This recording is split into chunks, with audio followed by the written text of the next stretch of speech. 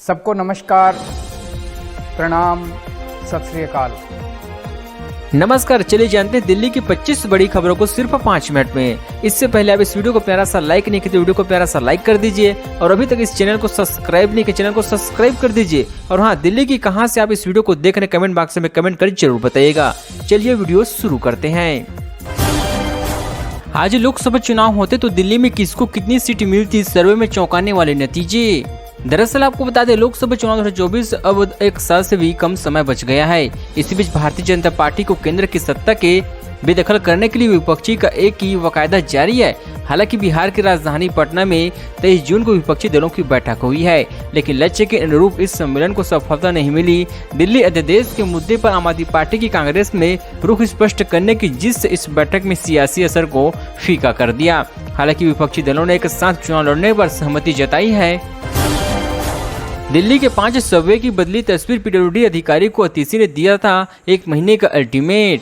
दिल्ली के आम लोगों की सुविधाओं को देखते हुए पीडब्ल्यूडी मंत्री अतीसी ने विभागीय अधिकारियों को दिल्ली के सर्वे की साफ सफाई, सुंदरीकरण, लाइटिंग व अन्य व्यवस्थाओं को बेहतर करने के दिशा निर्देश दिए थे।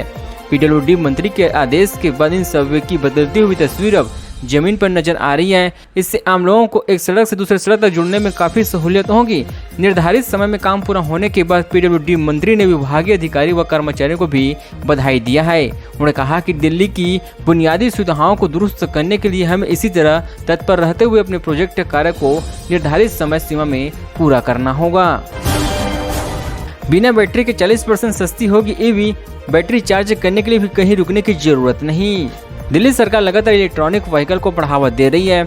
इसके लिए जहां ईवी की खरीदी पर सरकार सब्सिडी दे रही है, तो वहीं इसके लिए सस्ती चार्जिंग पॉइंट और बैटरी स्पेंडिंग सेंटर भी खोले गए हैं।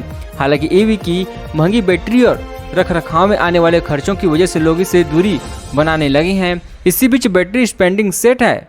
परिवहन विभाग के अनुसार ईवी ओनर के पास जल्द ही इससे विकल्प होने की भी बिना बैटरी वाले ईवी भी खरीद सकेंगे। दिल्ली में मंदिर मजार तोड़ने पर बीजेपी नेता ने लगाई केजरीवाल सरकार पर गंभीर आरोप, कहा राजनीति कर रही है आम आदमी पार्टी। दरअसल आपको बता दें, दिल्ली को राज्यपाल के आदेश पर अवैध धार्मिक ढांचों को बढ़ाने का नाम जारी है। हाल ही मंडवली में शनि मंदिर का ग्रिल तोड़ने के बाद लोक निर्माण विभाग ने रविवार को एक बार फिर से वैसी कार्रवाई की। आज की कार्रवाई में भजनपुरा इलाके में स्थित हनुमान मंदिर और मजार को पीडब्ल्यूडी की टीम ने ढहा दिया है। इस घटना के बाद से आम आदमी पार्टी और बीजेपी के बीच आरोप प्रत्यारोप का सिलसिला शुरू हो चुका है। रविवार को हनुमान मंदिर और मजार ढहने के बाद भारतीय जनता पार्टी के विधायक अजय महावर ने सीएम अरविंद केजरीवाल की सरकार पर गंभीर आरोप लगाए हैं। 22 जिंदा कारतूस लेकर दिल्ली से मुंबई जा रही थी महिला, इंदिरा गांधी एयरपोर्ट पर पुलिस ने किया हिरासत में। दरअसल आपको बता दें, दिल्ली से मुंबई जा रही महिला यात्री यशी सी को आईजी एयरपोर्ट पर 22 जिंदा कारतूस और एक खाली कारतूस के साथ हिरासत में लिया गया है। इस बात की पुष्टि डीसीपी एयरपोर्ट ने की है। बताया जा रहा है कि इस मामले में कुल 19 लाइव राउंड और 4 इस्तेमाल किए हुए कारतूस बरामद किए गए हैं। जिस महिला के पास ये कारतूस बरामद हुए, उसका पूरा परिवार एक साथ यात्रा कर रहा था। पिता जो यूपी राज्य जीएसटी में है, उसका कहना है कि उनके पास इसका वैध लाइसेंस है और गोला बारूद उन्हीं के हैं।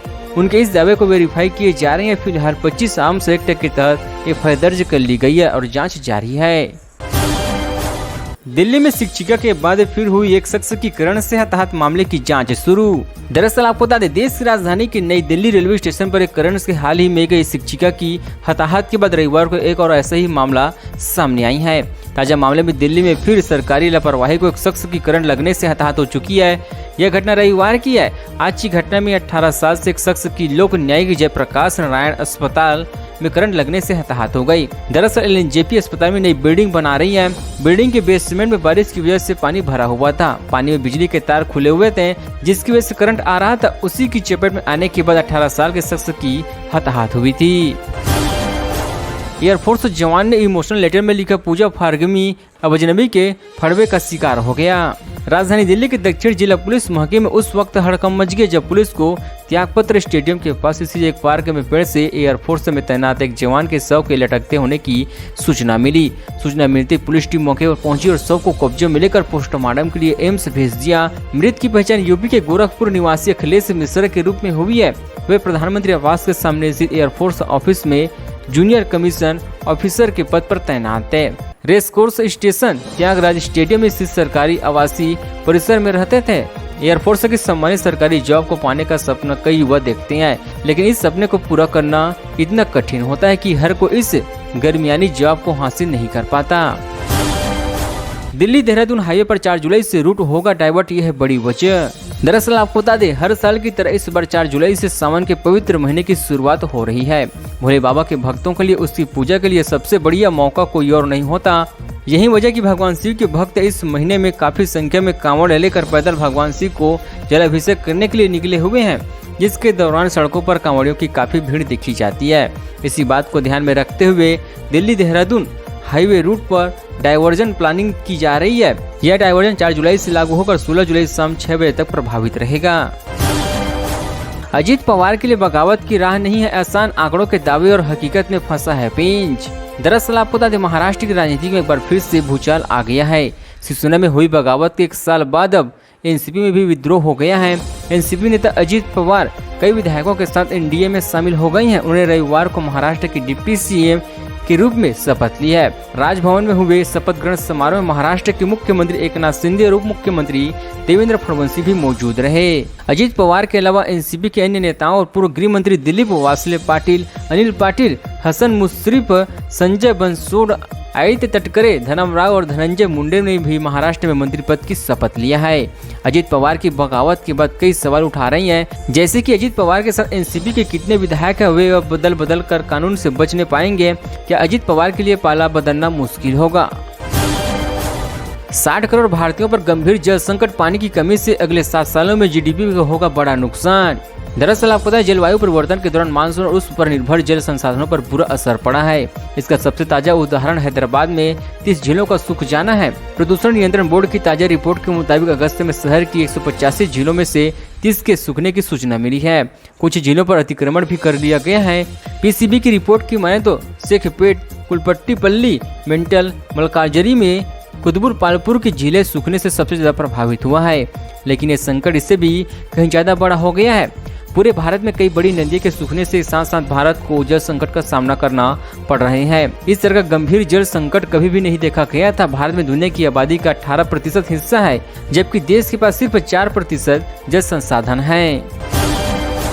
महाराष्ट्र को मिल गया ट्रिपल इंजन, अजीत पवार के सरकार में शामिल होने पर बोले शिंदे, अनुभव का फायदा होगा। दरअसल आपको बता दें, महाराष्ट्र के मुख्यमंत्री एकनाथ शिंदे ने एनसीपी नेता अजीत पवार डिप्टी सीएम की शपथ लेने के बाद पहला बयान सामने आया है। शिंदे ने अजीत पवार का स्वागत करते हुए कहा कि सरकार को जब ट्रिपल इंजन मिल गया है, अब सरकार बुलेट ट्रेन की तरह से दौड़ेगी। मोदी जी के नेतृत्व में सरकार चल रही है, अजीत पवार के अनुभव का फायदा होगा। एकनाथ शिंदे ने कहा कि कैबिनेट में सीट बंटवारे पर चर्चा लिए पर्याप्त समय है। हम महाराष्ट्र के विकास के लिए एक साथ आई हैं। विपक्ष को लोकसभा चुनाव में 4 से 5 सीटें मिली थी, लेकिन इस बार वे ऐसे करने में भी कामयाब नहीं होंगे। विपक्ष को उतनी ही सीट मिलना भी मुश्किल होगा। मायावती ने इस इश्यू पर दिया समर्थन, क्या बीजेपी की राजनीति का दिया है साथ? पढ़े प्रेस कॉन्फ्रेंस की 10 बड़ी बातें। दरअसल आपको बता दें, सामना नागरिक संहिता को लेकर देश में पिछले काफी दिनों से एक बहस छिड़ी हुई है। धीरे धीरे इस मसले पर राजनीतिक दलों के विचार सामने आने लगे हैं। इसी क्रम में बहुजन समाज पार्टी की चीफ मायावती ने रविवार को यूनिफॉर्म सिविल कोड पर अपना समर्थन दिया है। लखनऊ में प्रेस कॉन्फ्रेंस करके उन्होंने कहा कि उनकी पार्टी यूनिसी का विरोध नहीं करती है। वहीं भारतीय जनता पार्टी की राजनीति को लेकर उन्होंने बीजेपी की आलोचना भी की है।